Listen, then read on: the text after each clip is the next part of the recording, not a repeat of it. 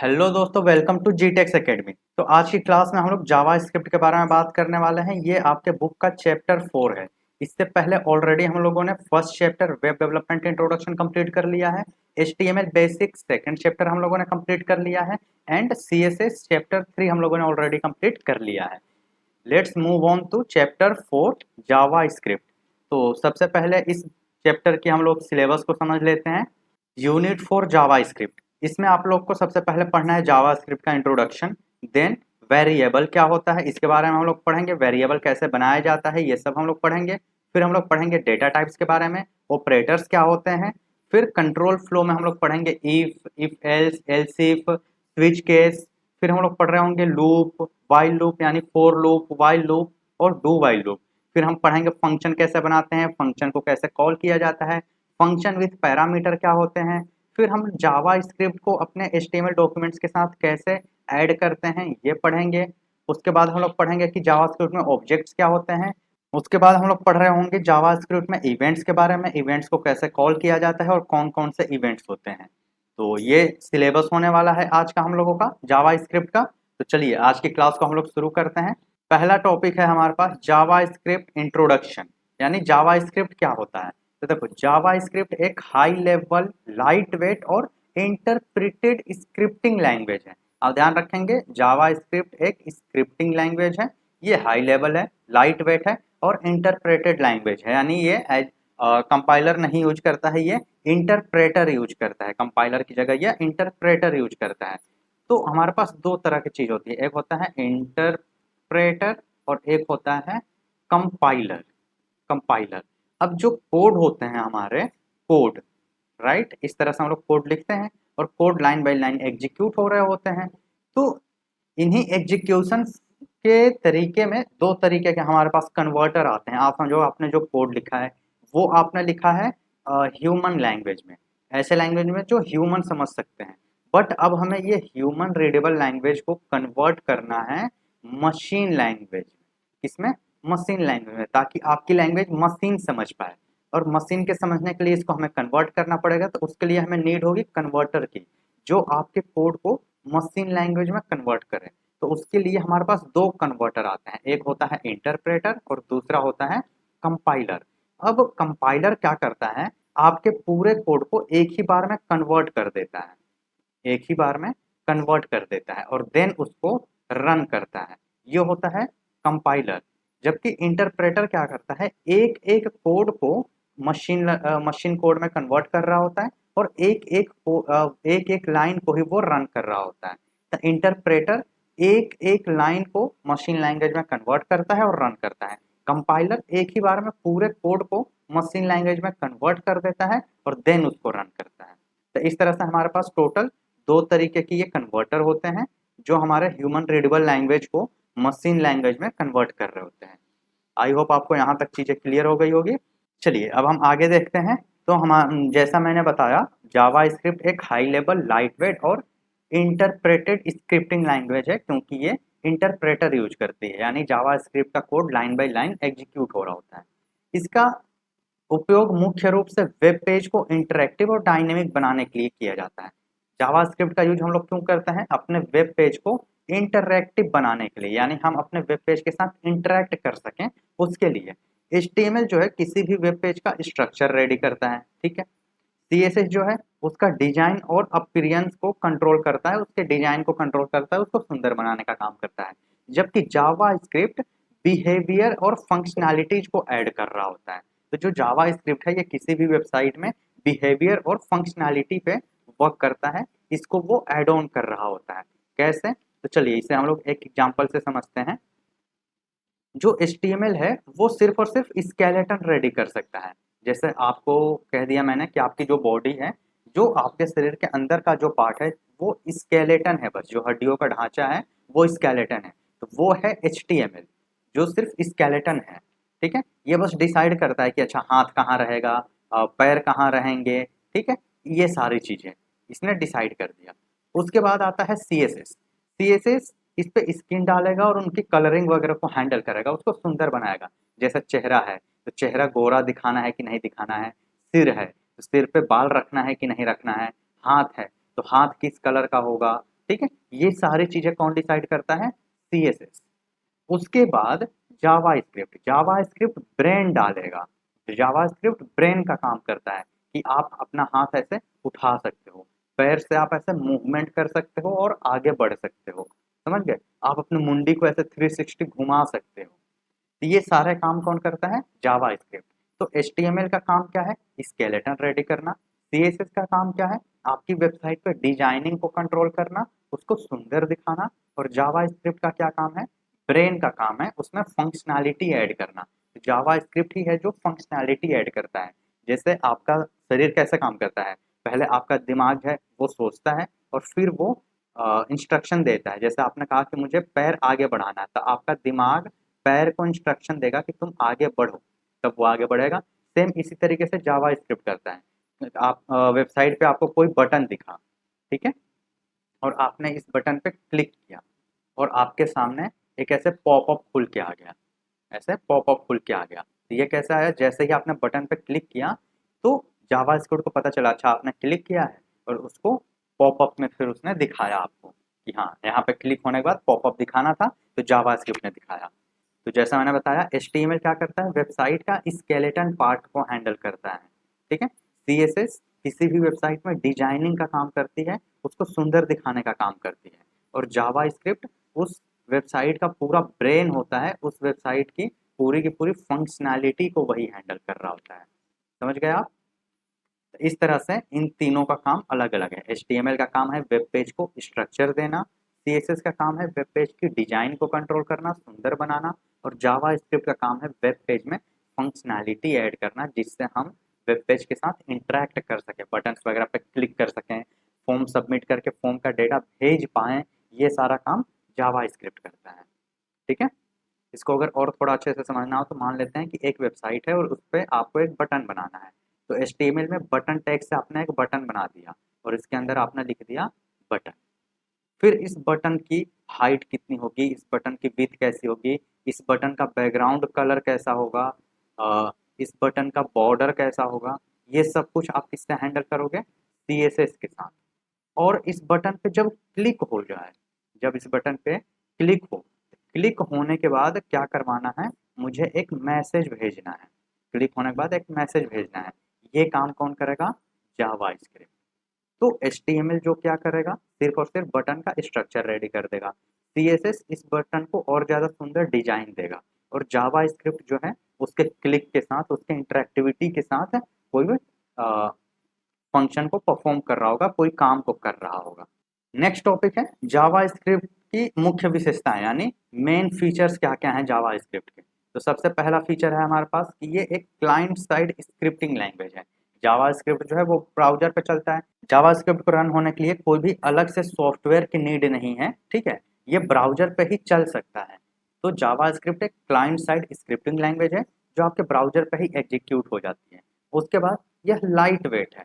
ये जो है जावा स्क्रिप्ट काफ़ी लाइट वेट प्रोग्रामिंग लैंग्वेज है, काफ़ी हल्का नहीं। इसका मतलब है कि ये कम मेमोरी वगैरह यूज करता है, काफ़ी आसानी से चल जाता है, इस वजह से ये काफ़ी लाइट वेट प्रोग्रामिंग लैंग्वेज है।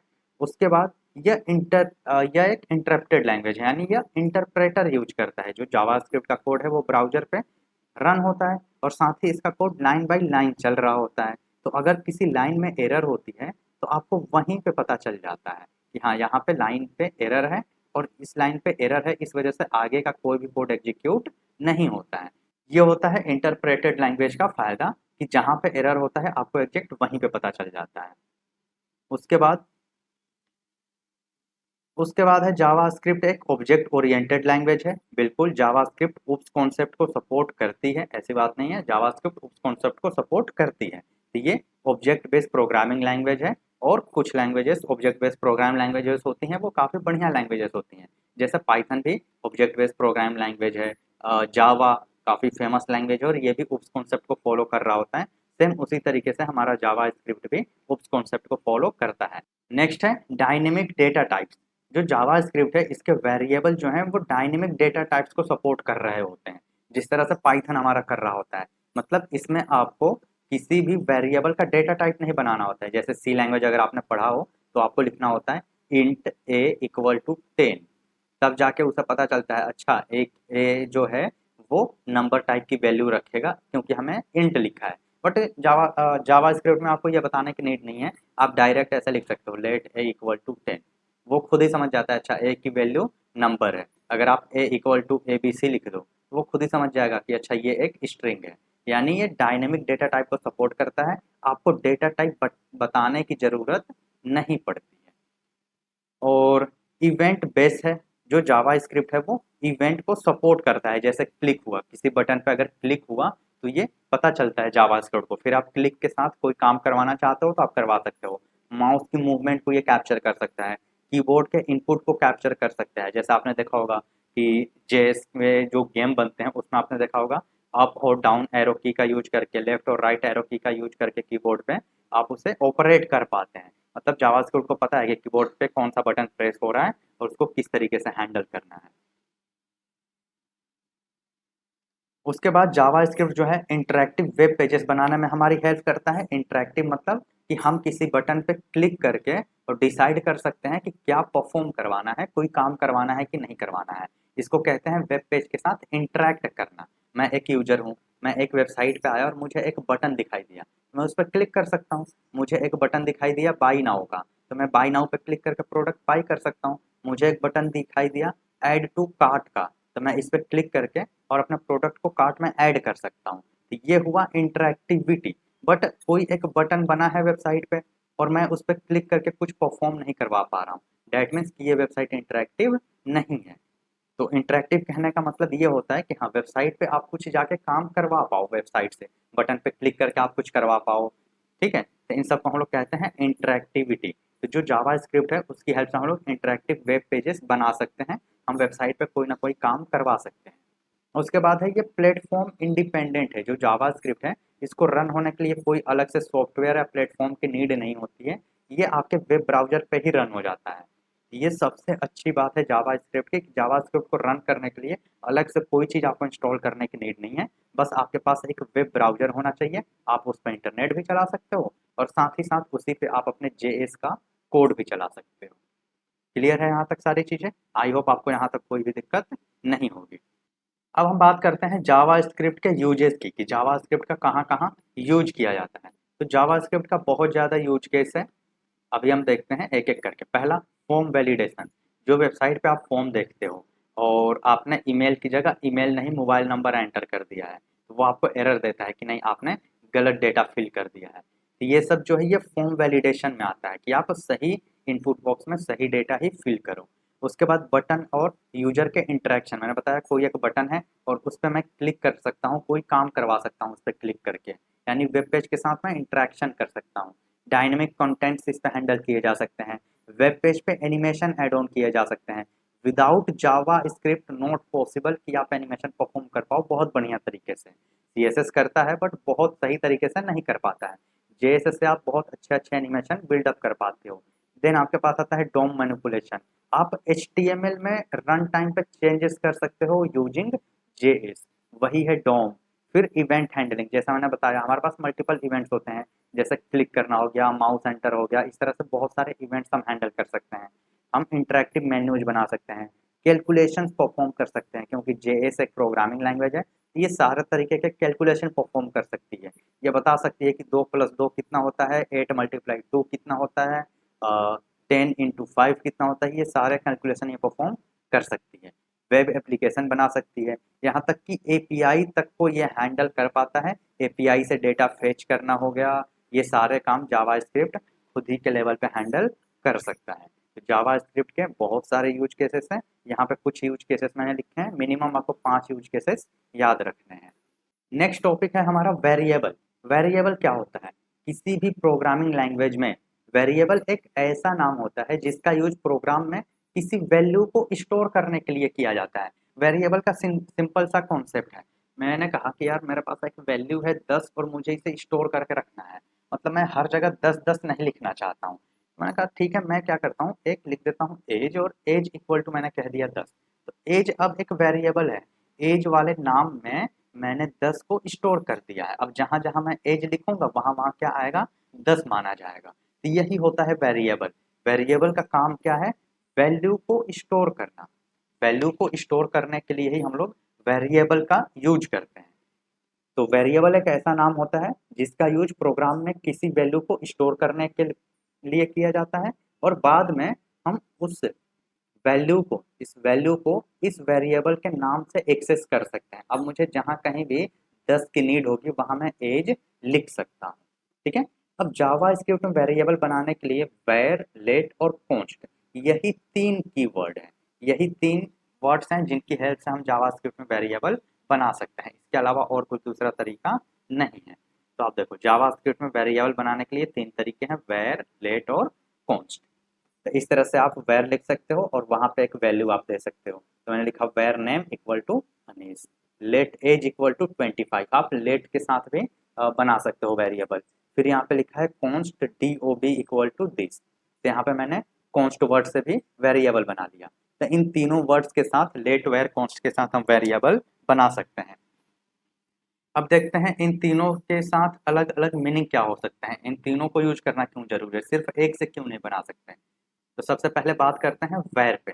वेर वेर वेरिएबल का शॉर्ट फॉर्म है, आप कह सकते हो वेरिएबल का शॉर्ट फॉर्म है वेर। ठीक। तो वेर जो है जावास्क्रिप्ट में वेरिएबल डिक्लेयर करने का पुराना तरीका है। ये पुराना वाला तरीका है, जावास्क्रिप्ट के पुराने वाले वर्जन में यही तरीका यूज किया जाता था। वेर को दोबारा डिक्लेयर और उसकी वैल्यू को चेंज किया जा सकता है। मैंने यहाँ पे लिखा var A equal to 10, right, और मैंने यहीं पे अगली लाइन में लिख दिया ए इक्वल टू 50। तो ये बिल्कुल सही है, बिल्कुल गलत ये नहीं है। हमने एक वेरिएबल बनाया ए जिसकी वैल्यू थी 10 और अब उसकी वैल्यू हमने बदल के कर दी 50। तो ये बिल्कुल सही है, ये काम वैर कर सकता है। इसके अलावा वैर एक और इंटरेस्टिंग काम कर सकता है। क्या? मैंने यहाँ लिखा वैर बी इक्वल टू 10 और अगेन यहाँ मैंने लिख दिया वेर बी इक्वल टू 50, और ये भी सही है। मैं सेम वेरिएबल 2 बार डिक्लेयर कर सकता हूँ।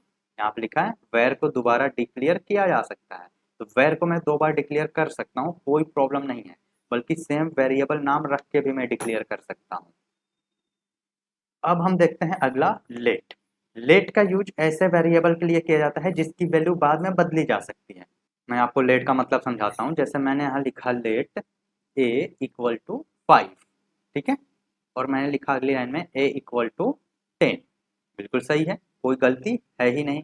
बट सर यही काम तो वैर भी करता था ना, बिल्कुल सही समझ रहे हो, वैर भी यही काम करता था। मैं यहाँ पे लिख सकता था वैर ए इक्वल टू 5 और इसी ए की वैल्यू में 10 कर सकता था। तो इसके लिए लेट बनाने की क्या जरूरत थी? बट याद है वैर में मैं ऐसे भी लिख सकता था, अगेन मैं वैर को डिफाइन कर सकता था, right, var A equal to 5 और वेर ए इक्वल टू 10, ये कर सकता था। बट लेट के केस में मैं दोबारा इसी वेरिएबल के लिए लेट नहीं यूज कर सकता हूँ।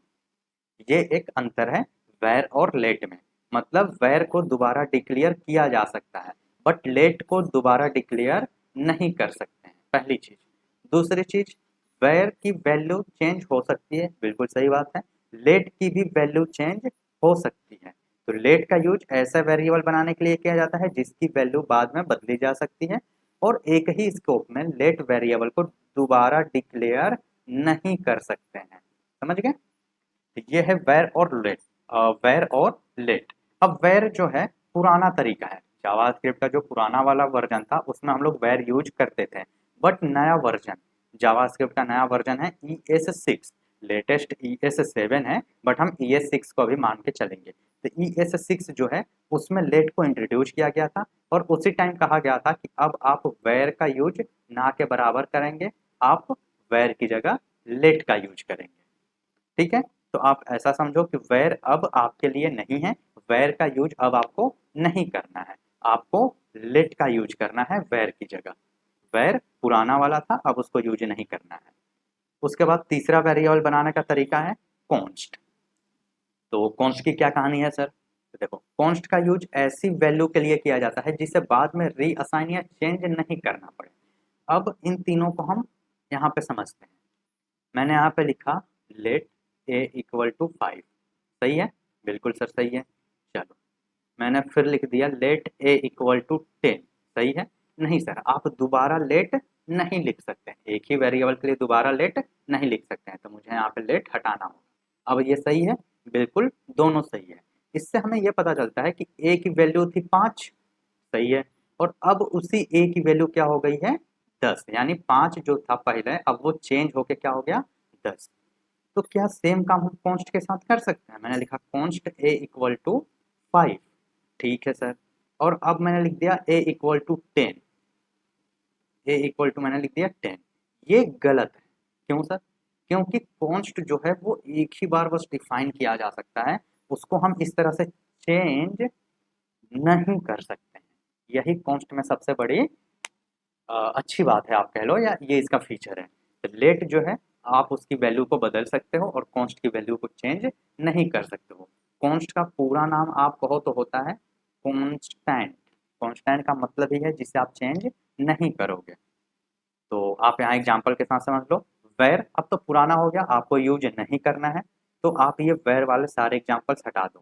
क्यों? क्योंकि आपको वेर यूज नहीं करना है। अब आते हैं लेट। लेट में मैंने मार्क्स नाम का एक वेरिएबल बनाया, उसकी वैल्यू थी 80, बिल्कुल सही है।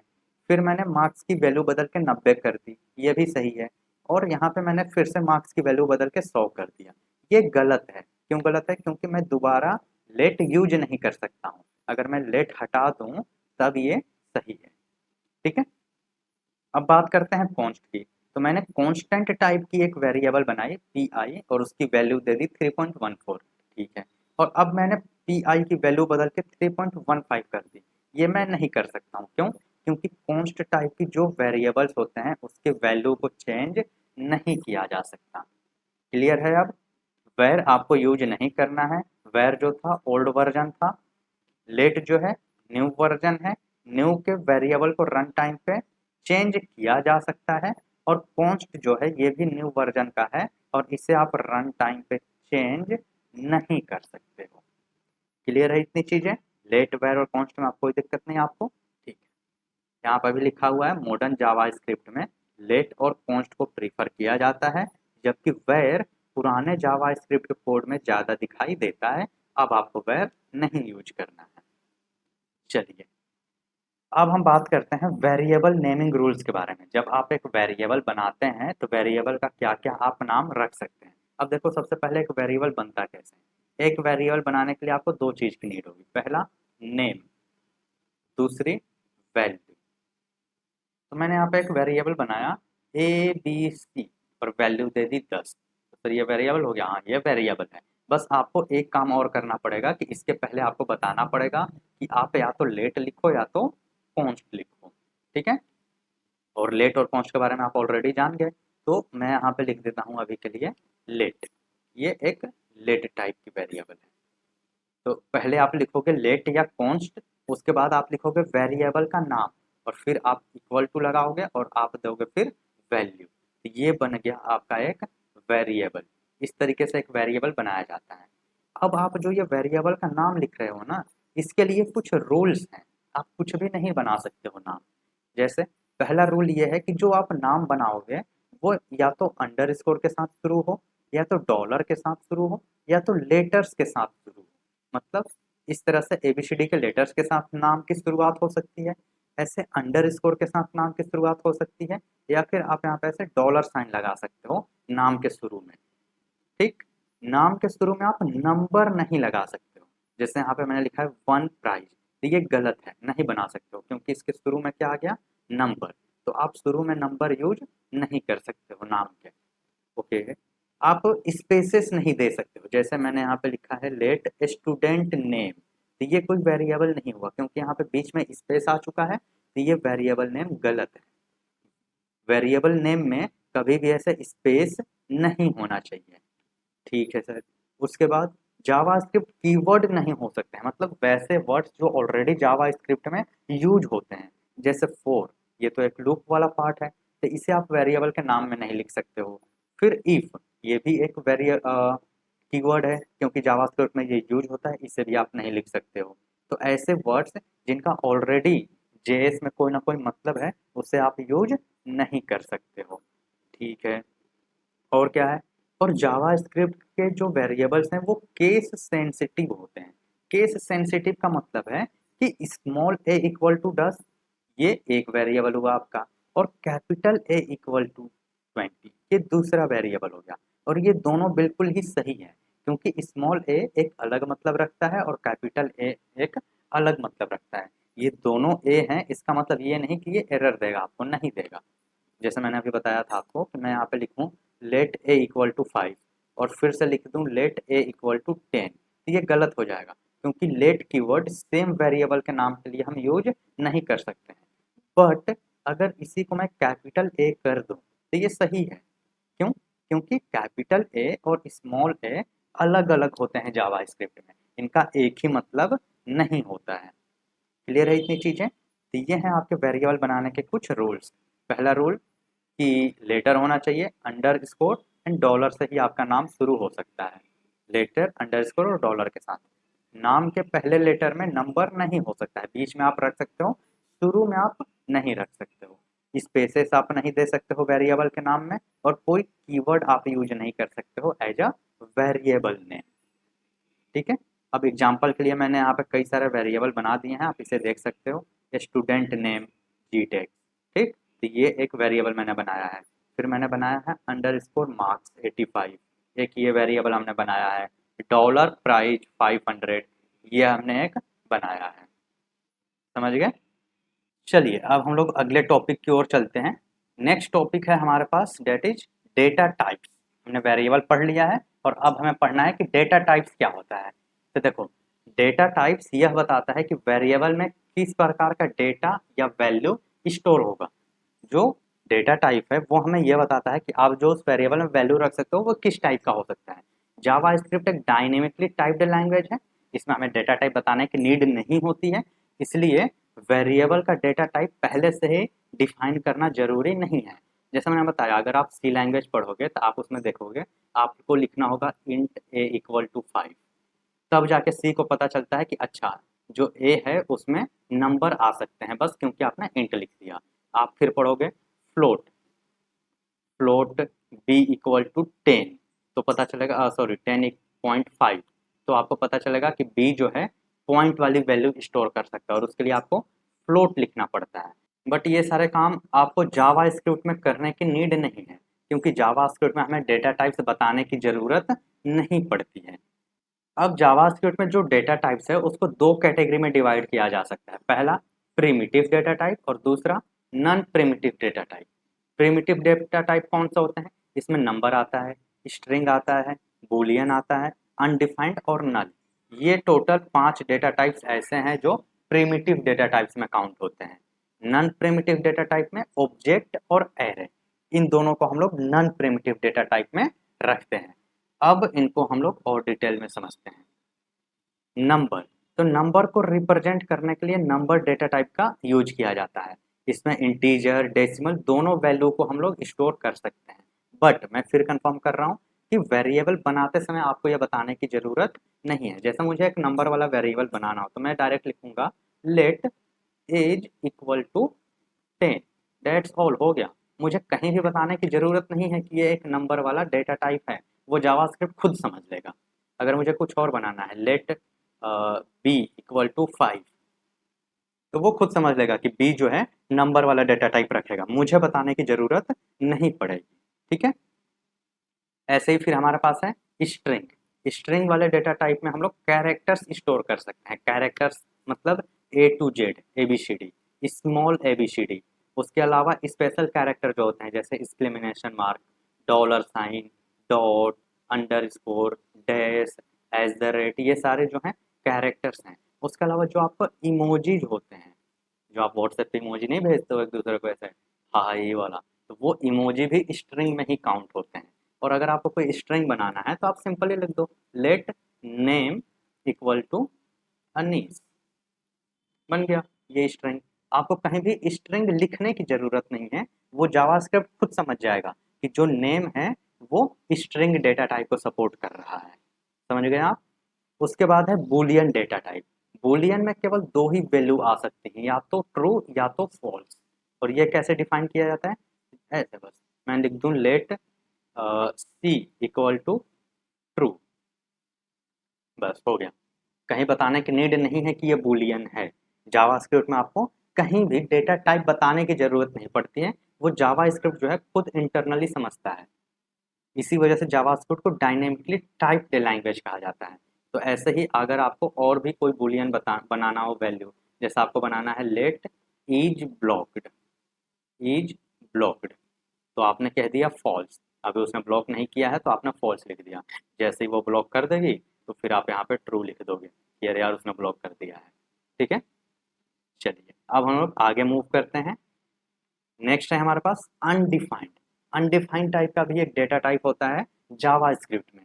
ये कब दिखता है हमें, जब वेरिएबल डिक्लेयर हो गया हो लेकिन कोई वैल्यू असाइन ना की गई हो, तो वो है अनडिफाइंड।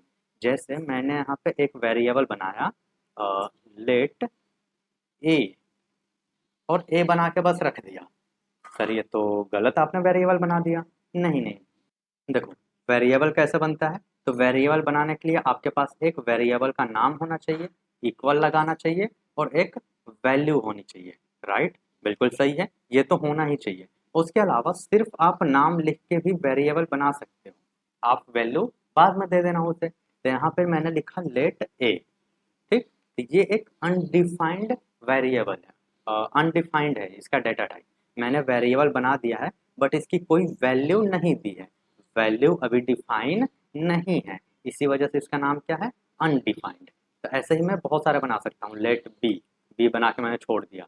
लेट एज, मुझे नहीं पता एज कितनी है तो लिख के बस छोड़ दिया। तो ऐसे डेटा टाइप्स, ऐसे जो भी होंगे हमारे पास वेरिएबल, उनका डेटा टाइप जो होगा वो होगा अनडिफाइंड। कि वेरिएबल तो बन गया है, डिक्लेयर हो चुका है, बट उसको कोई वैल्यू असाइन नहीं हुई है, इस वजह से हम उसको कहेंगे अनडिफाइंड। उसके बाद हमारे पास आता है नल। नल का यूज जानबूझकर एम्पटी या नो वैल्यू रिप्रेजेंटेशन के लिए किया जाता है। नल का मतलब है कि ठीक है यार कुछ नहीं है, यहाँ पे बात खत्म होगी बस, ना वेरिएबल है ना उसकी वैल्यू है, कुछ नहीं है, तो उस केस में हम लोग नल रख पाते हैं। इसका यूज ज़्यादातर ना हम लोग जब एपीआई वगैरह के साथ काम करते हैं तब हमें देखने को मिलता है। ऐसे इनिशियली फेज में आपको नल जल्दी देखने को मिलेगा नहीं, जब आप एपीआई वगैरह के साथ काम करोगे ना तब आपको नल देखने को मिलेगा। तो इसको अगर एक एग्जांपल से मैं समझाना चाहूँ तो ऐसा हो सकता है कि एक एपीआई है आपके पास, एपीआई जो आपको स्टूडेंट्स का डेटा देता है, किसका, स्टूडेंट्स का। क्या क्या डेटा देता है सर ये आपको नेम बताता है स्टूडेंट का, और स्टूडेंट का एज बताता है। बट हुआ ये कि इसके पास जो पहला डेटा था उसमें उसने नाम तो बता दिया कि नाम अनीस है, बट एज नहीं बता पाया, तो उस केस में है एज जो है नल है, यानी एज खाली है, एम्पटी है, एज आया ही नहीं। समझ गए आप, तो इसको हम लोग कहते हैं नल। तो इनिशियल फेज में ये हमें देखने को नहीं मिलता है, थोड़ा सा डीप डाइव करते हैं तो हमें ये देखने को मिलता है। खैर जब हम अपनी प्रैक्टिकल वाली क्लासेस कर रहे होंगे तब हम आपको नल के साथ काम करना बताएंगे, नल का आउटपुट दिखाएंगे। ठीक है, चलिए, तो ये हो गए हमारे data types. Next data type है हमारे पास नॉन प्रिमिटिव टाइप का, जिसमें हमारे पास आता है ऑब्जेक्ट। ऑब्जेक्ट, तो ऑब्जेक्ट में मल्टी रिलेटेड वैल्यू को की वैल्यू पेयर में स्टोर किया जाता है। ऑब्जेक्ट एक ऐसा डेटा टाइप है जिसमें जो वैल्यूज हैं वो की और वैल्यू में स्टोर होती हैं। जैसे अभी तक हम बना रहे थे लेट ए इक्वल टू 5। अब ये समझो आप कि एक स्टूडेंट है मेरे पास और उसका डेटा मुझे स्टोर करना है, तो कैसे कर सकता हूँ मैं, मैंने लिखा let name, name equal to मैंने लिख दिया अनीस, ठीक है। फिर मैंने लिखा let age, age equal to मैंने लिखा 10। फिर मैंने लिखा लेट क्लास, इसकी क्लास क्या है, और मैंने लिखा 1 यानी फर्स्ट। तो इस तरह से ऐसा मल्टीपल वैल्यू बना के मुझे लिखना पड़ जा रहा है। राइट, इसको मैं चाहूँ तो डायरेक्ट ऑब्जेक्ट में लिख सकता हूँ। कैसे सर, देखो, तो मैं एक ऑब्जेक्ट बनाऊंगा, ऑब्जेक्ट करली ब्रेसेस में ऐसे शुरू होता है, और इसमें जो डेटा स्टोर होता है वो की वैल्यू पेयर में। मैं यहाँ पे लिखूंगा नेम, और कॉलन दे के यहाँ पे लिख दूंगा अनिल, कॉमा, यहाँ पे लिखूंगा एज कॉलन 10, और कॉमा क्लास 1। ये जो करली ब्रेसेस में मैंने लिखा है, ठीक, और ये जो पहली वाली चीज है इसको हम लोग कहते हैं की, और ये दूसरी वाली जो है इसको हम लोग कहते हैं वैल्यू। और यही की और वैल्यू के पेयर में जो डेटा स्टोर करता है वो है ऑब्जेक्ट। तो ऑब्जेक्ट एक ऐसा डेटा टाइप है जो की और वैल्यू के पेयर में डेटा को स्टोर करता है, और ये बहुत सारे डेटा को एक साथ स्टोर कर सकता है ऐसे ही कॉमा कॉमा लगा के। तो आई होप आपको ऑब्जेक्ट अब तक क्लियर हो गया होगा कि ऑब्जेक्ट किस तरह से डेटा स्टोर करता है। चलिए नेक्स्ट टॉपिक है हमारे पास एरे। अब हम एरे के बारे में पढ़ेंगे। तो एरे जो है वो भी मल्टीपल वैल्यू को स्टोर कर सकता है। तो एरे जो है मल्टीपल वैल्यू का कलेक्शन होता है। कैसे? देखो अब मेरे पास जो है ना, मेरे क्लासरूम में मान लेते हैं 10 स्टूडेंट्स हैं। कितने? 10। और इन 10 स्टूडेंट्स की मुझे एज स्टोर करनी है। तो मैं ऐसा कर सकता हूँ, लेट STU1 यानी स्टूडेंट 1 इसकी एज है 10, STU2 इसकी एज है 5, STU3 इसकी एज है 6। ऐसे लेट लेट ऐसा करके मैं 10 वेरिएबल बनाऊंगा और तब जाके उनके डेट एज को मैं स्टोर कर पाऊंगा। इसका एक दूसरा तरीका ये है कि मैं इसको या तो ऑब्जेक्ट में स्टोर कर लूँ, ऐसे की वैल्यू पेयर बना बना के स्टूडेंट 1 2 3 4। और तीसरा तरीका है कि मैं एरे में स्टोर कर लूँ। ऐसे एरे को हम इस तरह से बनाते हैं स्क्वायर ब्रैकेट के साथ, और इसमें मैं मल्टीपल वैल्यू रख सकता हूँ, 10 5 6 8 15 20। इस तरह से मैंने लिख दिया। तो ये है एक एरे। ये क्या है? एक एरे है। और इस एरे में आप टोटल 1 2 3 4 5 6, टोटल 6 डेटा है, यानी 6 लोगों की एज स्टोर है। पहले स्टूडेंट की एज क्या है? 10, दूसरे की 5, तीसरे की 6, चौथे की 8, पांचवे की 15 और छठे की 20।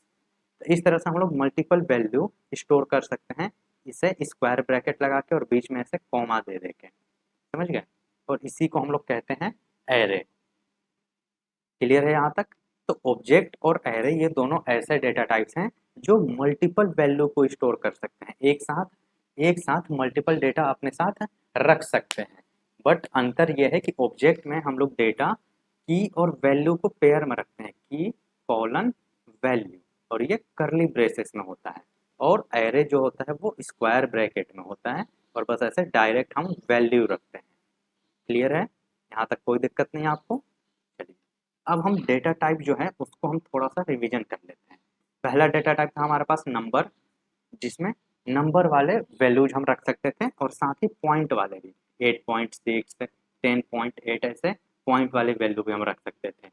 फिर था हमारे पास स्ट्रिंग, जिसमें हम डबल कोट या तो सिंगल कोट के अंदर या तो फिर ऐसे बैकटिक के अंदर कैरेक्टर्स रख सकते हैं, ABCD के, इमोजी रख सकते हैं, स्पेशल कैरेक्टर्स रख सकते हैं। ये सारे काम हम स्ट्रिंग में कर सकते हैं। फिर आता है बूलियन।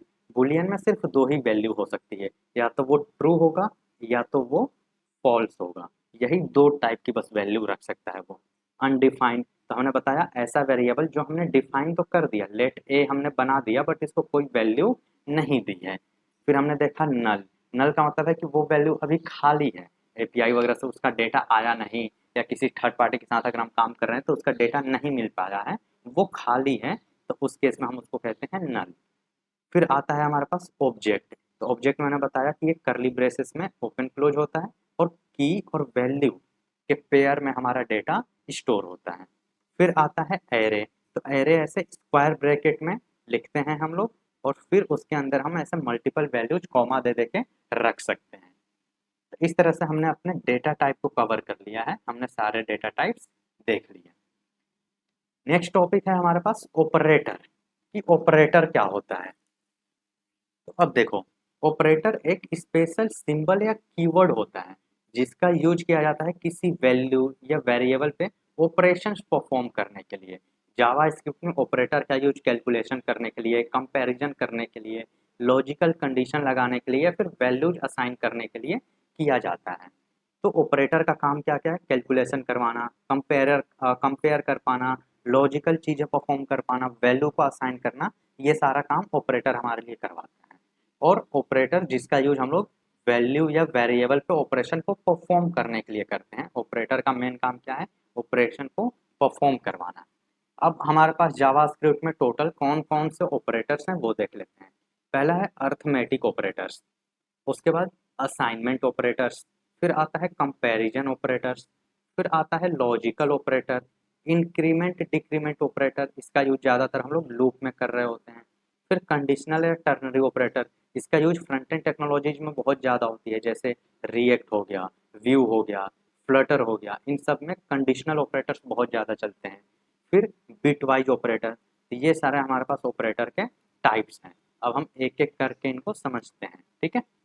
चलिए, तो अगला टॉपिक है हमारा अरिथमेटिक ऑपरेटर। अरिथमेटिक ऑपरेटर क्या होता है? तो देखो, अरिथमेटिक ऑपरेटर जो है वो मैथमेटिकल कैलकुलेशन परफॉर्म करने में हमारी हेल्प करता है। जैसे पहला ऑपरेटर है ये प्लस यानी एडिशन, इसका काम है दो वैल्यू को ऐड करवाना। फिर है माइनस यानी सब्सट्रैक्शन, इसका काम है दो वैल्यू को माइनस करवाना। तीसरा है मल्टीप्लिकेशन, इसका काम है दो वैल्यू को मल्टीप्लाई करवाना। फिर डिवीजन, इसका काम है दो वैल्यू को डिवाइड करवाना। फिर ये परसेंटेज नहीं है, इसका नाम है मॉडुलस। प्रोग्रामिंग लैंग्वेज में हम इसको कहते हैं मॉडुलस, और ये हमें रिमाइंडर प्रोवाइड कराता है। रिमाइंडर, जब दो वैल्यू को हम डिवाइड करते हैं तो कुछ ना कुछ रिमाइंडर आता है, वो रिमाइंडर देने का काम ये मॉडुलस करता है हमारे लिए, ठीक है। जिसको हम लोग हिंदी में शेषफल कहते हैं या शेष कहते हैं। तो जो रिमाइंडर बचता है उसका काम ये है, मॉडुलस का। फिर आता है ये डबल स्टार, जिसको हम लोग कहते हैं एक्सपोनेंटेशन, ठीक है। इसका काम है पावर निकालना। जैसे हम लोग पढ़े हैं ना, 2 का पावर 3 यानी 2 × 2 × 2 कितने बार? 3 बार, तो 8 हो गया। ऐसे ही 2 का पावर 4 यानी 2 × 2 × 2 × 2, तो इसकी टोटल वैल्यू हो जाएगी 16। 4 8 और 16, हाँ। तो ये जो पावर वाला गेम है, ये पावर देने का काम कौन करता है? ये डबल स्टार यानी एक्सपोनेंटेशन।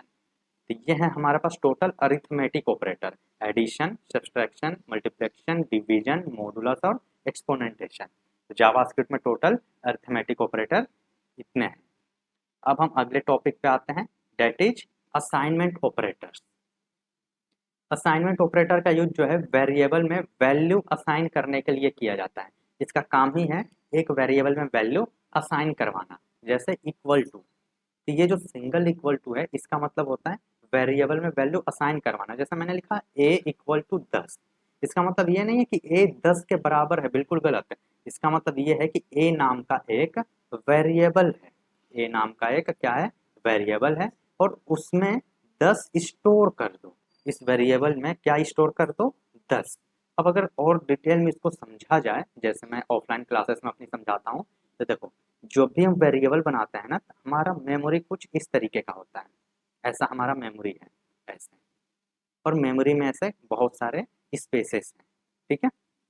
अब मैंने एक वेरिएबल बनाया कि लेट ए, इस मेमोरी के एक पार्ट का नाम आ जाता है लिख के ए।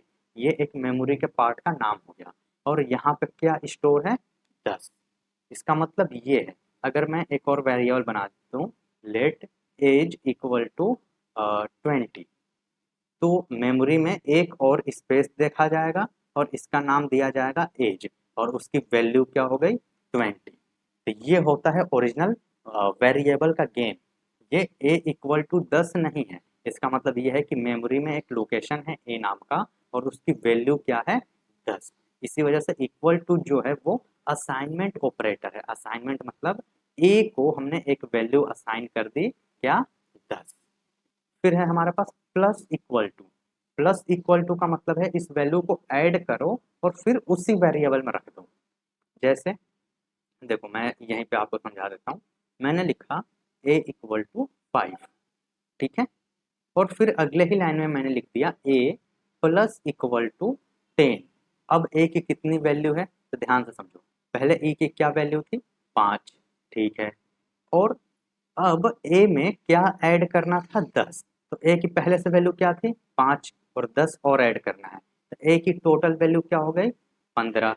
और ये 15 कहाँ स्टोर करना है? इसी a में, यानी a = 15। ये होता है। तो ये है प्लस इक्वल टू, यानी वैल्यू को ऐड करो और उसी वेरिएबल में अगेन असाइन कर दो। ऐसे ही होता है minus equal to, multiply equal to, divide equal to, modulus equal to और एक्सपोनेंटेशन इक्वल टू। तो इनका मेन काम यही है कि जो इस साइड पे वेरिएबल का नाम लिखा गया है, उस वेरिएबल के नाम में वैल्यू को असाइन करना। इसी वजह से इनको कहा जाता है असाइनमेंट ऑपरेटर, ठीक है। चलो, अब हम चलते हैं अगले टॉपिक पे। अगला टॉपिक है हमारा कंपैरिजन ऑपरेटर। कंपैरिजन ऑपरेटर नाम से ही क्लियर है कि ये काम करता है कंपेयर करने का, और कंपेयर करके ये बताता है कि सही है या गलत है। जैसे ये है डबल इक्वल टू, तो डबल इक्वल टू का काम है कंपेयर करना। जैसे मैंने कहा यहाँ पे मैं लिखता हूँ लेट ए इक्वल टू 5, ठीक है। फिर मैंने लिखा let let B equal to 10, यानी ए की वैल्यू क्या है 5 है और बी की वैल्यू 10, ठीक है। अब मैंने यहाँ पे लिखा ए इक्वल इक्वल बी। अब तुम्हें बताना है ये सही है कि नहीं है। तो देखो ए की वैल्यू क्या थी 5 और बी की वैल्यू 10, तो क्या 5 इक्वल इक्वल 10 है? नहीं है, फॉल्स है। तो तुम क्या बताओगे? फॉल्स। तो इसका आंसर क्या आएगा? फॉल्स आएगा। ध्यान रखना कंपैरिजन ऑपरेटर सिर्फ दो ही आंसर दे सकते हैं, या तो ट्रू देंगे या तो फॉल्स देंगे। तो इस केस में इसका आंसर क्या आ गया? फॉल्स आ गया। अच्छा, अगर बी की वैल्यू 5 होती तब क्या आता सर? तो देख लो ए की वैल्यू 5 है, इक्वल इक्वल बी की वैल्यू 5, क्या ये दोनों बराबर है? हाँ बराबर है। तो अब इसका आंसर क्या आ जाएगा? ट्रू। समझ गए? तो जो कंपैरिजन ऑपरेटर हैं वो सिर्फ ट्रू और फॉल्स में आंसर देते हैं और इनका काम है कंपेयर करना। तो ऐसे ही पहला है हमारे पास डबल इक्वल टू, उसके बाद है ट्रिपल इक्वल टू। ये स्ट्रिक्टली इक्वल टू माना जाता है, इसका काम है डेटा टाइप और वैल्यू दोनों को कंपेयर करना। कैसे? देखो ध्यान से समझना। मैंने यहाँ पे लिखा 10 ट्रिपल इक्वल टू 10, क्या ये तीनों दोनों बराबर हैं? हाँ सर, ये भी 10 है, ये भी 10 है, तो ये इसका आंसर क्या मिलेगा हमें? ट्रू मिलेगा। बट अब इसी 10 को मैं ऐसे डबल कोट में लिख दूँ फिर? तो सर डबल कोट में लिखने के बाद तो ये तो स्ट्रिंग हो गया, बिल्कुल सही बात है। और इसमें ये तो नंबर है, बिल्कुल सही बात है। अब नंबर और स्ट्रिंग तो बराबर नहीं होते हैं। तो अब इसका आंसर हमें क्या मिलेगा? फॉल्स। समझ गए? तो ये होता है triple equal to. Triple equal to का काम होता है डेटा टाइप को भी चेक करना। बट यही काम अगर हम डबल इक्वल टू में लिखते हैं, जैसे 10 इक्वल इक्वल और डबल कोट के अंदर 10, तो ये ट्रू देता हमें। क्यों ट्रू देता सर? ये तो अभी भी स्ट्रिंग में है। तो जो डबल इक्वल टू होता है ना, ये कभी भी डेटा टाइप नहीं चेक करता, ये बस वैल्यू चेक करता है। वो देखेगा यहाँ भी 10 है, यहाँ भी 10 है, बराबर है तो ट्रू। बट जो ट्रिपल इक्वल टू होता है वो डेटा टाइप भी चेक करता है कि इन दोनों का डेटा टाइप भी बराबर होना चाहिए। इस वजह से डबल इक्वल टू केवल सिंपल इक्वल टू वाला है, वो वैल्यू चेक करेगा। आप इसको याद रखोगे, ये ओनली वैल्यू चेक करता है। और ट्रिपल इक्वल टू वैल्यू और डेटा टाइप दोनों चेक करता है, ठीक है। उसके बाद ऐसे ही है हमारे पास नॉट इक्वल टू। तो नॉट इक्वल टू जो है कैसे काम करेगा? तो ये बताएगा हमें कि वो दोनों वैल्यू बराबर हैं या नहीं है। उसका रिवर्स अगर बराबर हुआ तो हमें फॉल्स आंसर देगा। ऐसे जैसे मैंने कहा 5 नॉट इक्वल टू 5, ठीक। तो इसका आंसर हमें क्या? क्या 5 बराबर नहीं है 5 के? इसका आंसर मिलेगा हमें फॉल्स। क्यों? क्योंकि ये दोनों तो बराबर हैं। तो ये थोड़ा सा उल्टा करके हमें आंसर देता है। फिर again not double equal to, ये स्ट्रिक्टली डेटा टाइप भी चेक करेगा। फिर आता है greater than, less than. Greater than का मतलब कि क्या 5 बड़ा है 10 से। फिर ये लेस देन का मतलब 10 लेस देन 5, ऐसे। फिर ये greater than equal to 10 greater than equal to 10, 8 less than equal to 8। तो ये सारे हमारे पास आते हैं कंपैरिजन ऑपरेटर, जिनका काम है वैल्यू को कंपेयर करना, ठीक है। अब यहाँ पे एक लाइन लिखी हुई है difference between double equal to and triple equal to, जो मैंने ऑलरेडी आपको बता दी है। डबल इक्वल टू जो है वो ओनली वैल्यू को कंपेयर करता है, और ट्रिपल इक्वल टू जो है वैल्यू और डेटा टाइप दोनों को चेक करता है। तो ये चीज़ आप ध्यान रखें, ठीक है। तो ये हो गई हमारी कंपैरिजन ऑपरेटर की बातचीत।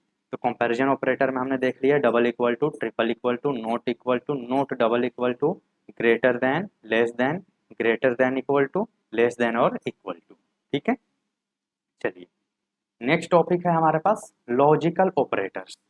लॉजिकल ऑपरेटर्स क्या होते हैं? तो लॉजिकल ऑपरेटर का यूज मल्टीपल कंडीशन को कंबाइन करने के लिए किया जाता है। एक साथ मल्टीपल कंडीशन लानी हो तो उसके लिए हम लॉजिकल ऑपरेटर का यूज करते हैं। और इसके लिए हमारे पास दो ऑपरेटर हैं, ये एंड और ये नॉट। जैसे मैंने कहा 5 equal equal 5 and 8 equal equal 8, यानी ये दोनों कंडीशन अगर ट्रू होती है तभी ये ट्रू देगा, अदरवाइज हमें फॉल्स देगा। फिर आता है not, 5 not equal to 5 not फिर 8 इक्वल इक्वल 8। तो इस केस में अगर कोई एक गलत भी होता है तो ये उसका रिवर्स वाला आंसर देगा, जैसा हम लोगों ने कंपैरिजन ऑपरेटर में देखा था। इन सबको हम बहुत अच्छे से देखेंगे अपनी प्रैक्टिकल वाली क्लास में, ठीक है। आपको इतना ज़्यादा परेशान होने की ज़रूरत नहीं है। प्रैक्टिकल वाली क्लास में जब हम क्वेश्चन सॉल्व कर रहे होंगे, प्रैक्टिकल क्वेश्चंस, देन आपको ये सारी चीज़ें वहाँ पे क्लियर हो जाएंगी, ठीक है। तो अभी के लिए आप समझ लो कि लॉजिकल ऑपरेटर में दो ऑपरेटर हैं, एंड और नॉट। इन्हें लॉजिकल एंड और लॉजिकल नोट भी कहा जाता है कई बार। इसको आप लॉजिकल एंड और लॉजिकल नोट भी कह सकते हो, ठीक है। उसके बाद आता है इंक्रीमेंट और डिक्रीमेंट ऑपरेटर। इनका काम है वैल्यू को एक से बढ़ाना या घटाना। जैसे मैं लिख दूं लेट ए इक्वल टू 5 और ए प्लस प्लस, तो इसका मतलब है कि ए की वैल्यू एक से बढ़ा दो ऑटोमेटिक, तो अब ए की मेरी करंट वैल्यू हो जाएगी 6। ऐसे ही डिक्रीमेंट ऑपरेटर है, मैंने लिखा लेट बी इक्वल टू 3 और फिर लिखा बी माइनस माइनस, तो इसका मतलब है 3 से 1 कम कर दो, तो बी की करंट वैल्यू हो जाएगी 2, ठीक है। इनका ज़्यादातर यूज किया जाता है लूप चलाते समय। तो जब हम लोग प्रैक्टिकल क्लास में लूप को पढ़ रहे होंगे, लूप पे क्वेश्चन सॉल्व करेंगे, देन हम देखेंगे कि इंक्रीमेंट और डिक्रीमेंट किस तरीके से बहुत ज़्यादा यूजफुल है हमारे लिए। चलिए अब हम लोग आगे बढ़ते हैं, और नेक्स्ट है हमारे पास कंडीशनल या टर्नरी ऑपरेटर। इसको हम लोग टर्नरी ऑपरेटर कहते हैं। टर्नरी ऑपरेटर जो है एक लाइन का इफ एल्स कंडीशन है, सिंगल लाइन का इफ एल्स कंडीशन। आप इसको ऐसा ही याद रखोगे कि टर्नरी ऑपरेटर जो है वो single line of if else को कहा जाता है। इसमें आप क्या करते हो, यहीं पे आप अपनी कंडीशन लिखते हो, और कंडीशन अगर ट्रू होती है तो ये वाला कोड चलता है, और कंडीशन अगर गलत होती है तो ये कोड चलता है। जैसे मैं लिख दूं 5 इक्वल इक्वल 5, और अगर ये ट्रू होती है कंडीशन, तो मैंने कह दिया कि कंसोल डॉट लॉग, मतलब पूरा कोड लिखने में तो दिक्कत होगी यहाँ पे, तो मैं डायरेक्ट लिख देता हूँ कि प्रिंट प्रिंट करो तुम हेलो, अदरवाइज तुम प्रिंट करो फेल। तो ये दोनों अभी ट्रू हैं तो हेलो प्रिंट होगा, और अगर ये दोनों ट्रू नहीं होते तो ये फेल प्रिंट होता। तो कंडीशनल ऑपरेटर जो होते हैं वो single line of if else कहा जाता है, एक लाइन का इफ एल्स जो होता है। अब हम आगे चलते हैं, that is bitwise operator. तो बिट वाइज ऑपरेटर वैसे ऑपरेटर्स होते हैं जो नंबर को बाइनरी फॉर्म में कन्वर्ट करके और बिट लेवल पे ऑपरेशंस को परफॉर्म करते हैं। जैसे मैंने कहा कि यार 5 और 5 को ऐड करना है, तो ये क्या करेगा, पहले 5 को बाइनरी फॉर्म में तोड़ेगा, 0 और 1 के फॉर्मेट में 5 को लिखेगा। मान लेते हैं कि लिख के आया 0 1 0, और तब वो अगेन इसको 0 1 0 करेगा, और इसको जोड़ के जो आंसर आएगा फिर उसको वो रियल नंबर में कन्वर्ट करेगा, और तब वो आपको बताएगा। तो ये बिट वाइज ऑपरेटर्स क्या करते हैं, आपके नंबर्स को पहले बाइनरी फॉर्म में कन्वर्ट करते हैं, बाइनरी फॉर्म यानी 0 और 1 में, और तब उस पर ऑपरेशन परफॉर्म करते हैं, और फिर आपको आंसर बताते हैं। इसलिए इनको कहा जाता है बिट वाइज ऑपरेटर्स, ठीक है, क्योंकि ये आपके नंबर्स को बाइनरी फॉर्म में कन्वर्ट करने के बाद काम करते हैं। अब इसमें कौन कौन से ऑपरेटर्स आते हैं, तो इसमें एंड आता है, एक जॉर आता है, नॉट आता है, लेफ्ट शिफ्ट, राइट शिफ्ट और अनसाइंड राइट शिफ्ट, तो ये सब आते हैं हमारे पास जो बिट वाइज ऑपरेटर्स पे काम करते हैं। अब हम आगे बढ़ते हैं, नेक्स्ट टॉपिक है हमारे पास कंट्रोल फ्लो। कंट्रोल फ्लो क्या होता है, तो कंट्रोल फ्लो का अर्थ है जावा स्क्रिप्ट प्रोग्राम के स्टेटमेंट किस ऑर्डर में एग्जीक्यूट होंगे उसे कंट्रोल करना। नॉर्मली क्या होता है कि जावा स्क्रिप्ट का कोड ऊपर से नीचे की ओर रन कर रहा होता है, जैसे मैंने बताया था लाइन बाय लाइन कोड चलता है, तो ऊपर से नीचे की तरफ लाइन बाय लाइन कोड आपका चलेगा। लेकिन कंट्रोल फ्लो की हेल्प से हम कंडीशन और लूप लगा के प्रोग्राम के एग्जीक्यूशन कंट्रोल को हम कंट्रोल कर पाते हैं, प्रोग्राम के एग्जीक्यूशन को हम कंट्रोल कर सकते हैं कि कौन सा प्रोग्राम कितनी बार चले, क्या कंडीशन सही हो तो कौन सा प्रोग्राम चले। इस वजह से इसको कहा जाता है कंट्रोल फ्लो। तो हम इसमें प्रोग्राम को कंट्रोल कर सकते हैं अपने अकॉर्डिंग। तो कंट्रोल फ्लो दो टाइप के होते हैं, पहला कंडीशनल स्टेटमेंट, और दूसरा सॉरी यहाँ पे ये गलत लिखा हुआ है, पहला होता है कंडीशनल स्टेटमेंट और दूसरा होता है यहाँ पे लूप स्टेटमेंट। यहाँ पे लूप स्टेटमेंट, कंडीशनल स्टेटमेंट में आता है इफ एल्स, एल्स इफ और स्विच केस, और लूप स्टेटमेंट में आता है फॉर लूप, वाइल लूप और डू वाइल लूप। अब हम इन्हें एक एक करके देखते हैं। तो ये है हमारा इफ स्टेटमेंट। इफ स्टेटमेंट का यूज किसी कंडीशन को चेक करने के लिए किया जाता है। आपके पास कोई कंडीशन है और तो उसको चेक करने के लिए इफ स्टेटमेंट का यूज किया जाता है। अगर कंडीशन ट्रू होती है तो इफ ब्लॉक का कोड चलेगा। ठीक है, तो जैसे मैंने कहा कि मान लेते हैं एक पर्सन है जिसकी एज है 60 और मैंने यहाँ पे लिखा if age greater than equal to 18 तो वोट करेगा, अदरवाइज नहीं करेगा। तो इफ स्टेटमेंट में ना एल्स वाला कोड नहीं होता है, सिर्फ इफ वाला कोड होता है, सिर्फ इतना ही कोड होगा। ये एल्स वाला जो कोड दिख रहा है वो इफ में नहीं होता है, ऐसे सिर्फ इफ वाला कोड होगा। अगर कंडीशन सही हुई तो ये कोड चलेगा, अदरवाइज नहीं चलेगा। तो ये तो हुआ जब केवल इफ स्टेटमेंट की बात हो, केवल इफ का कोड हो तब। उसके बाद होता है हमारे पास इफ और else statement. If else statement, इसमें क्या होता है, हमारे पास दो पॉसिबल कंडीशंस हो सकते हैं। पहला, या तो कंडीशन सही हुई तो इफ वाला कोड चलाओ, और अगर कंडीशन गलत हो गई तो एल्स वाला कोड चलाओ। यानी इस पर्सन की एज 18 से अगर ज़्यादा हुई या 18 के बराबर हुई तो मैसेज दिखाना यू कैन वोट, और अगर ऐसा नहीं हुआ तो मैसेज दिखाना यू कैन नॉट वोट। तो ये चीज़ इफ और एल्स स्टेटमेंट से डिसाइड होती है। अब यहाँ पे एक बात आप ध्यान रखेंगे, इफ को आप सिंगल यूज कर सकते हो, कोई प्रॉब्लम नहीं है। आप इफ के साथ एल्स का यूज कर सकते हो, इसमें भी कोई प्रॉब्लम नहीं है। बट कभी भी केवल एल्स का यूज नहीं कर सकते। एल्स स्टेटमेंट सिंगल कभी भी नहीं आ सकता है। मतलब इफ सिंगल आ सकता है, इफ एल्स के साथ जोड़े में भी आ सकता है, लेकिन एल्स कभी भी अकेले नहीं आ सकता। ठीक है, तो इस वजह से हमारे पास इफ स्टेटमेंट होता है, उसके बाद इफ एल्स स्टेटमेंट होता है। अगर एक सही नहीं हुआ तो दूसरा वाला कोड चलाना। फिर होता है हमारे पास एल्स इफ, इसको हम लोग कई बार लैडर भी कहते हैं। लैडर, ये एल्स इफ है। इसमें क्या होता है कि मल्टीपल कंडीशन एक बार में ही चेक कर ली जाती है। जैसे मैंने यहाँ पे लिखा मार्क्स है 75, अब अगर मार्क्स जो है बड़ा होता है 90 से तो ये वाला कंडीशन चलेगा। अगर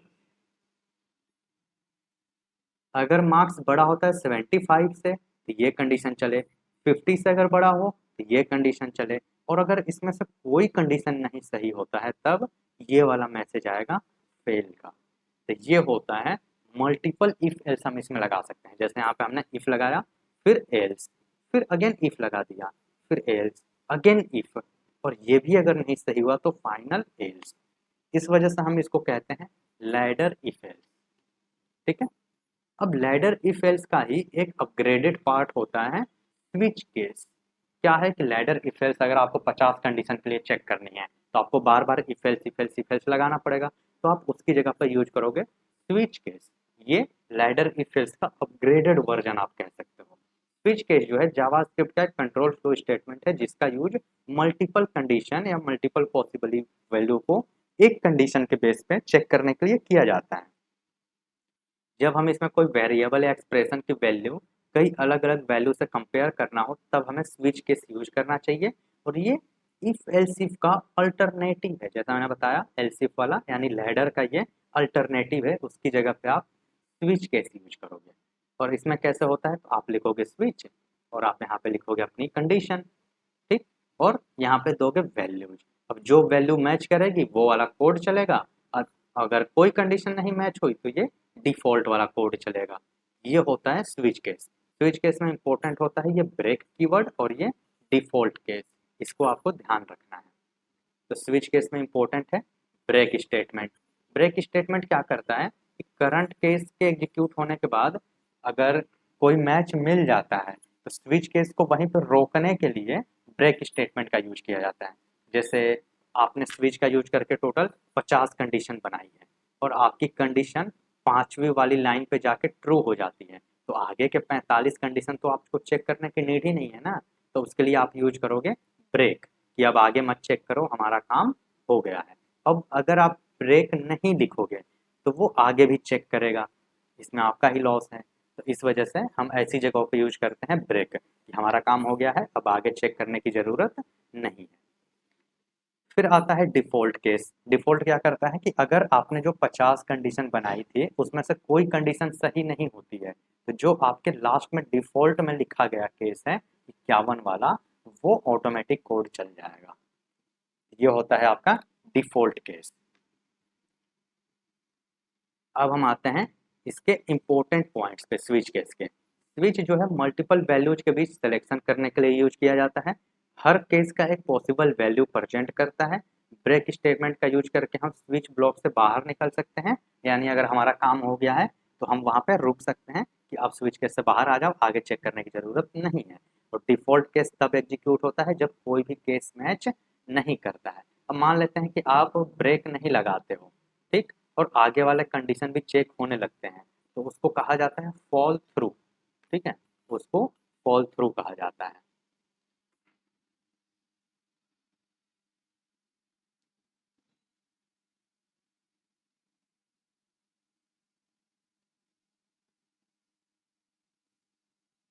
लो,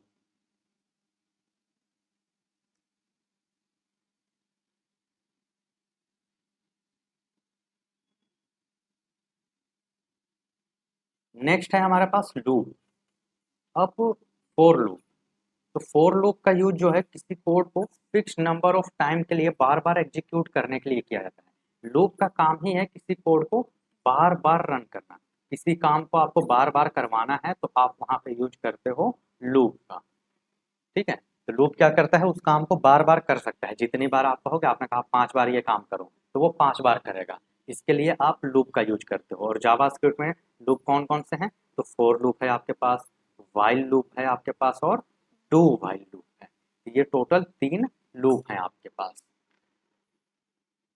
अब कोई भी लूप हो, ठीक है, अब कोई भी लूप पढ़ो, उन लूप में 3 चीजें मेन होती हैं। कौन कौन सी, इनिशियलाइजेशन, कंडीशन और इंक्रीमेंट डिक्रीमेंट। इनिशियलाइजेशन क्या होता है, तो कहाँ से लूप शुरू करना है ये डिसाइड करता है, यानी स्टार्टिंग पॉइंट ऑफ लूप कहाँ से लूप शुरू होगा ये डिसाइड करेगा। कंडीशन, तो कंडीशन वो होगा कि लूप कब तक चलेगा, जैसे ही कंडीशन फॉल्स हुई लूप एंड हो जाएगा। और इंक्रीमेंट या डिक्रीमेंट, तो ये आपकी वैल्यू, वेरिएबल की वैल्यू को या तो बढ़ाएगा या तो घटाएगा, ताकि कंडीशन एक टाइम के बाद गलत हो सके। अगर ऐसा नहीं हुआ तो वो एक इनफाइनाइट लूप में बदल सकता है। तो इस वजह से यही 3 मेन चीज़ें हैं, कहाँ से लूप शुरू करना है, कहाँ पे लूप खत्म होगा, और इंक्रीमेंट या डिक्रीमेंट। यही तीन चीज़ें हैं। चाहे कोई भी आप लूप देखो, यही 3 चीज़ें आपको मिलेंगी। अब फोर लूप में क्या होता है, ये तीनों काम एक ही लाइन में हो जाता है। ये है फोर लूप का आपका सिंटैक्स। ठीक है, कि यानी फोर लूप कैसे लिखा जाता है, तो देखो, सबसे पहले आप लिखोगे फोर, फिर आप लगाओगे अपना स्मॉल ब्रैकेट, फिर आप लिखोगे लेट आई इक्वल टू 1, ठीक, और आई लेस देन और इक्वल टू 5, यानी आई जब तक 5 या उससे छोटा है तभी तक ये लूप चले, और हर बार आई की वैल्यू बढ़ा दो और फिर आई की वैल्यू प्रिंट करो। तो आपको आउटपुट में मिलेगा 1, 2, 3, 4, 5। 5 के बाद ये लूप रुक जाएगा, क्यों, क्योंकि 5 के बाद जैसे ही देखेंगे तो आई की वैल्यू हो जाएगी 6, और ये कंडीशन हो गया फॉल्स। तो फॉल्स होते ही लूप हो जाएगा आपका एंड। समझ गए, तो इस तरह से आपको 1 से 5 तक देखने को मिलेगा। तो ये होता है हमारा लूप। अब इसमें जो मैंने बताया 3 काम होते हैं एक लूप में, हमेशा 3 ही चीजें होती हैं। क्या क्या, इनिशियलाइजेशन, कंडीशन और इंक्रीमेंट डिक्रीमेंट। तो यहाँ पे जो पहली लाइन है ये इनिशियलाइजेशन है, यानी यहाँ पे एक वेरिएबल बनाया जा रहा है आई इक्वल टू 1। उसके बाद ये दूसरी वाली लाइन है जो कंडीशन चेक करती है, और ये तीसरी वाली लाइन है जो इंक्रीमेंट या डिक्रीमेंट डिसाइड करता है। समझ गए, तो ये टोटल 3 काम होते हैं एक लूप में। ये तो हो गई फोर लूप की बात। अगला लूप है हमारे पास, डेट इज वाइल लूप। तो वाइल लूप का यूज तब किया जाता है जब कोड को किसी कंडीशन के ट्रू रहने तक एग्जीक्यूट करना हो। यानी कंडीशन, पहले कंडीशन चेक होती है, उसके बाद लूप एग्जीक्यूट होता है। इस तरीके से ये चलता है। इसमें के सिंटैक्स में थोड़ा सा चेंज है। जैसे फोर लूप में सब कुछ एक ही लाइन में हो जाता है, इसमें अलग अलग होता है। पहले आप एक वेरिएबल डिफाइन कर देते हो, फिर आप लिखते हो वाइल, और यहाँ पे आप अपनी कंडीशन बनाते हो, और जो काम करवाना हो तब आप अपना काम करवाते हैं, और एंड में बिल्कुल जाके आप अपनी वैल्यू को इंक्रीमेंट या डिक्रीमेंट करते हो। तो यहाँ पे भी ये है इनिशियलाइजेशन का पार्ट, ये है आपके कंडीशन का पार्ट, और ये है इंक्रीमेंट या डिक्रीमेंट का पार्ट। तो हर लूप में यही 3 चीज़ें होती हैं, बस उन्हें लिखने का तरीका आगे पीछे होता है। तो ये है आपका व्हाइल लूप। व्हाइल का मतलब ही होता है जब। तो ये लूप जब तक चलता है जब तक आपकी कंडीशन गलत ना हो जाए, और इसमें पहले काम हो जाता है, फिर आपकी कंडीशन चेक, मतलब पहले कंडीशन चेक होती है तब आपका काम हो रहा होता है। तो ये एक अच्छी बात है। नेक्स्ट है आपके पास do while loop. Do while loop का मतलब ही है, डू का मतलब पहले करो, पहले करो, और व्हाइल जब तक या तब तक समझो। तो डू व्हाइल लूप को मैं ऐसे समझता हूँ कि करो, तो पहले ही करो और उसके बाद कंडीशन चेक करो, यही है डू व्हाइल लूप। तो इसमें क्या होता है, डू व्हाइल लूप में सबसे पहले कोड एग्जीक्यूट होता है, क्योंकि डू डू का मतलब है करना, तो पहले ये काम कर देता है आपका, और उसके बाद कंडीशन चेक करता है। अब इससे अब इससे क्या होता है, डू व्हाइल लूप का कोड कम से कम एक बार तो जरूर चलता है, चाहे कंडीशन गलत ही क्यों ना हो। ऐसा इसलिए होता है क्योंकि ये पहले तो आपका काम करता है, पहले ही आपका कोड रन कर देता है, उसके बाद ही आपकी कंडीशन चेक करता है। इस वजह से डू व्हाइल लूप में अगर कंडीशन गलत हो भी जाए, फिर भी आपका कोड एक बार तो जरूर चलेगा। और कई बार इंटरव्यू में एक क्वेश्चन पूछ लिया जाता है कि कौन सा ऐसा लूप है जो कंडीशन गलत होने के बाद भी, कंडीशन गलत है उसके बाद भी चलता है। अब ध्यान से अगर देखा जाए तो कोई भी लूप कंडीशन के गलत होते ही बंद हो जाता है, लेकिन डू व्हाइल लूप इकलौता ऐसा लूप है जो कंडीशन गलत होने के बाद भी एक बार जरूर चलता है। ठीक है, तो आप ये चीज ध्यान रखेंगे, डू व्हाइल लूप ऐसा लूप है जो कंडीशन गलत होने के बाद भी एक बार तो जरूर चलेगा। क्लियर है इतना? चलिए अब हम लूप को जल्दी से रिवाइज कर लेते हैं। तो लूप टोटल हम लोगों ने 3 पढ़े थे, फॉर लूप, व्हाइल लूप और डू व्हाइल लूप। अब फॉर लूप जो है कंडीशन चेक करता है एग्जीक्यूशन से पहले, कोड चलने से पहले ही वो कंडीशन चेक करता है, और नंबर ऑफ आइटरेशन इसे पता रहता है कि कितनी बार लूप चलेगा, ये भी इसे पता रहता है। व्हाइल लूप ये भी कंडीशन पहले ही चेक कर लेता है लूप के एग्जीक्यूशन से पहले ही, और नंबर ऑफ आइटरेशन इसे नहीं पता रहता है, ये तब तक चलता है जब तक कंडीशन गलत ना हो जाए। डू व्हाइल लूप ये आफ्टर एग्जीक्यूशन कंडीशन चेक करता है, जैसा मैंने बताया कि एक बार तो ये जरूर चलेगा, एक बार चलेगा ही चलेगा, उसके बाद ये कंडीशन चेक करता है। और इसमें यही है कि code must be executed at least once, एक बार तो कोड आपका जरूर चलेगा डू व्हाइल में। चलिए अब हम आगे चलते हैं और हमारा नेक्स्ट टॉपिक है फंक्शन। फंक्शन क्या होता है? तो फंक्शन जावास्क्रिप्ट में कोड का एक रीयूजेबल ब्लॉक होता है, जिसे किसी स्पेसिफिक टास्क को परफॉर्म करने के लिए बनाया जाता है। फंक्शन जो होता है वो रीयूजेबल ब्लॉक ऑफ कोड होता है, जिसका काम ही होता है किसी एक टास्क को परफॉर्म करना, और एक बार फंक्शन बनाने के बाद उसे अपने अकॉर्डिंग कई बार भी कॉल किया जा सकता है, कोई प्रॉब्लम नहीं है। फंक्शन का यूज करने से क्या होता है कि कोड बार बार लिखने की ज़रूरत नहीं हो पड़ती है हमें, रिपीटेशन ऑफ कोड कम हो जाता है, हमारे प्रोग्राम हमारा ऑर्गेनाइज हो जाता है, और रीयूजेबल फंक्शन बन जाता है, और मेंटेन करना ईजी हो जाता है। इस वजह से हम लोग फंक्शन सबसे ज़्यादा यूज करते हैं अपने प्रोग्राम में। अब एक फंक्शन के दो मेन स्टेप्स होते हैं, पहला फंक्शन को डिक्लेयर करना और दूसरा फंक्शन को कॉल करना। ये दो मेन स्टेप्स होते हैं एक फंक्शन में। अब फंक्शन डिक्लेयर कैसे करते हैं? तो फंक्शन डिक्लेयर करना बहुत आसान है, आपको बस लिखना है फंक्शन और उस फंक्शन का एक नाम लिखना है। नाम लिखने के बाद आपको इस तरह से स्मॉल ब्रैकेट लगाना है, फिर आपको एक करली ब्रेसेस लगाना है, और करली ब्रेसेस के अंदर आप अपना कोड लिखोगे जो काम आप करवाना चाहते हो उस फंक्शन से। अब आपने तो ये फंक्शन बना दिया, फंक्शन बनाने से ये सेल्फ रन नहीं होते हैं। सेल्फ रन का मतलब ये है कि ये खुद से नहीं चलते हैं। फंक्शन को बनाने के बाद हमें कहना पड़ता है कि देखो अब तुम चलो, यानी हमें इसे रन करना पड़ेगा। तो फंक्शन डिक्लेयर करने के बाद हमें फंक्शन को रन करना पड़ता है, और रन करने के लिए क्या करना पड़ेगा? तो हमें लिखना होगा इस फंक्शन का नाम और स्मॉल ब्रैकेट, बस। तो इस तरह से हम फंक्शन को रन कर सकते हैं। तो फंक्शन को पहले हम बनाते हैं, डिक्लेयर करते हैं, और देन हम फंक्शन को रन करते हैं। क्लियर है इतनी चीज़ है? इस तरह से एक फंक्शन का स्टेप कंप्लीट होता है। तो फंक्शन को पहले डिक्लेयर करना होता है, उसके लिए हमें फंक्शन को बनाना पड़ेगा, उसके लिए लिखना होगा फंक्शन, एक नाम जैसे ABC स्मॉल ब्रैकेट, और फिर करली ब्रेसेस, और यहाँ पे हम अपना कोड लिखेंगे जो भी हम उस फंक्शन से करवाना चाहते हैं। और जब भी हमें इस एबीसी को कॉल करना होगा तो हम लिखेंगे एबीसी और बस स्मॉल ब्रैकेट। तो इस तरह से हम फंक्शन को कॉल कर सकते हैं। चलिए, अब फंक्शन का जो नाम होता है उसके लिए भी कुछ रूल्स हैं। जैसे वेरिएबल के नाम के कुछ रूल्स होते हैं, तो वैसे ही फंक्शन के नाम के भी अपने कुछ रूल्स हैं। क्या क्या रूल्स हैं सर? तो फंक्शन का नाम जो है उसके पहले लेटर, पहला जो अक्षर होगा वो या तो लेटर हो सकता है, या तो अंडरस्कोर या डॉलर, इसी से वो शुरू हो सकता है। नंबर का यूज करके फंक्शन का नाम नहीं बना सकते हैं, स्पेस नहीं दे सकते हैं फंक्शन के नाम में, कोई कीवर्ड का यूज नहीं कर सकते हैं, और ये भी केस सेंसिटिव होता है। मतलब जो रूल्स आपके वेरिएबल के लिए होते हैं, सेम वही रूल्स आपके फंक्शन के नाम के लिए भी होते हैं, बिल्कुल सेम टू सेम। अब नेक्स्ट है हमारे पास फंक्शन के एडवांटेजेस क्या है या प्रॉफिट क्या है, या फंक्शन यूज करने के क्या फायदे हैं। तो कोड रीयूजिबिलिटी, मैंने बताया कि कोड को हमें बार बार लिखने की ज़रूरत नहीं पड़ती है, कोड की रीयूजिबिलिटी बढ़ जाती है।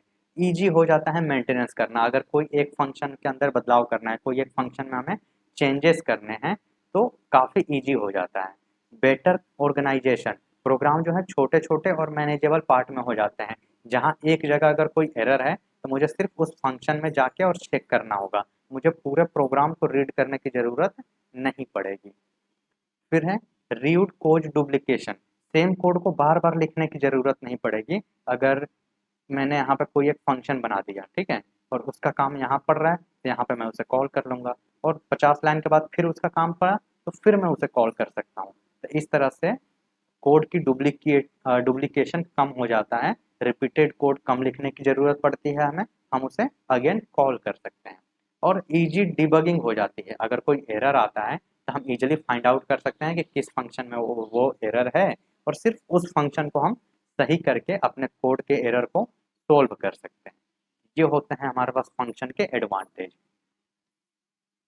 नेक्स्ट टॉपिक है कि फंक्शन विथ पैरामीटर। जो फंक्शन होते हैं वो दो टाइप के बनाए जाते हैं, एक तो नॉर्मल फंक्शन जो अभी हमने देखा, और एक होता है फंक्शन विथ पैरामीटर। ये कैसे बनाए जाते हैं? तो देखो, जो फंक्शन होते हैं उसमें पैरामीटर क्या होता है पहले हम ये समझ लेते हैं। तो पैरामीटर वे वेरिएबल होते हैं जिन्हें हम फंक्शन को डिक्लेयर करते समय पैरेंथेसिस के अंदर लिखते हैं, और पैरामीटर की सहायता से हम फंक्शन को अलग अलग वैल्यू दे सकते हैं, और एक ही फंक्शन को अलग अलग डेटा के साथ बार बार कॉल करके यूज कर सकते हैं। पैरामीटर वो होता है कि जैसे देखो, फंक्शन बनाते समय हम लिखते हैं फंक्शन, फिर फंक्शन का नाम लिखते हैं, और ये स्मॉल ब्रैकेट लिखते हैं, और फिर करली ब्रेसेस लगाते हैं। तो ये जो स्मॉल वाला ब्रैकेट है, इस स्मॉल वाले ब्रैकेट के अंदर हम वेरिएबल के नाम लिख सकते हैं, और इसी को कहा जाता है पैरामीटर। यानी फंक्शन बनाते समय जो वेरिएबल हम देते हैं उसी को हम लोग क्या कहते हैं? पैरामीटर कहते हैं। ओके। और इसमें एक और वर्ड आता है आर्ग्यूमेंट। तो आर्ग्यूमेंट क्या होता है? तो फंक्शन को जब हम कॉल करते हैं तो कॉल करते समय जो वैल्यूज देते हैं उसको हम लोग कहते हैं आर्ग्यूमेंट, उसको हम कहते हैं आर्ग्यूमेंट। यानी फंक्शन बनाते समय जो हम वेरिएबल देंगे उसको हम कहेंगे पैरामीटर, और फंक्शन कॉल करते समय जो हम वैल्यू देंगे उसको हम कहेंगे आर्ग्यूमेंट। क्लियर है इतना? तो अब आप यहाँ पे भी देख सकते हो, मैंने यहाँ पे एक फंक्शन बनाया ग्रीट नाम का। अरे बाद में धो लिया, आवाज आई ना।